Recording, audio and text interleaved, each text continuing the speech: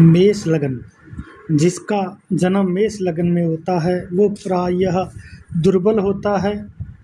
उसकी गर्दन लंबी होती है।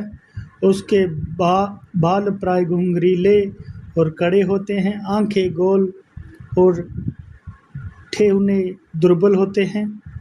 स्वभाव का कड़ा झगड़ालू, कुछ अंश में दंभी, स्पष्ट वक्ता, साहसी, चोर, उद्यमी और सतत किसी न किसी कार्य में संलग्न रहने वाला होता है। वह मेधावी भी होता है, कभी कभी उद्धत चित्त का होता है। उसके बाल्यकाल में अनेक हानियों का सामना करना पड़ता है।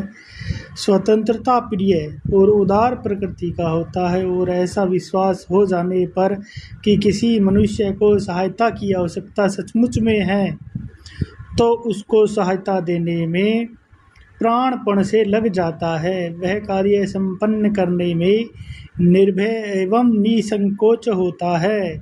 उच्च पदाभिलाषी तथा सद्गुण विशिष्ट होता है। उसकी संपत्ति स्थिर नहीं रहती। यात्रा प्रिय होता है और प्राय अल्पाहारी होता है। उसके शरीर के किसी स्थान में वर्ण आदि के चिन्ह भी होते हैं।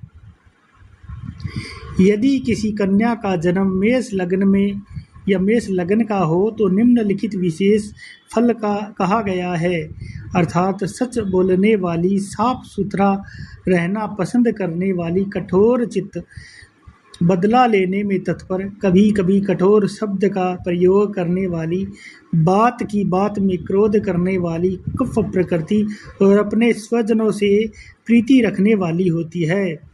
मेष लग्न में जिनका जन्म होता है उसके लिए सूर्य सबसे सुखदायी ग्रह है।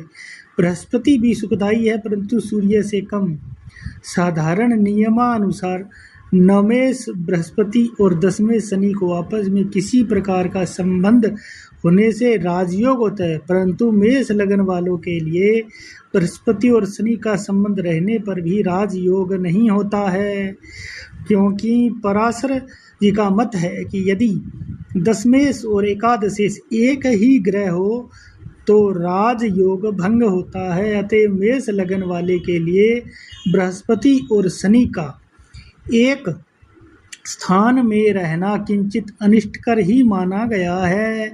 बृहस्पति का दशमस्त होना भी इस लगन वालों के लिए अशुभ ही है, कारण बृहस्पति दशम स्थान में नीच का होता है, परंतु यदि नीच भंग राजयोग हो तो सुखदायी हो सकता है। शनि, बुध और शुक्र मेष लगन वालों के लिए पाप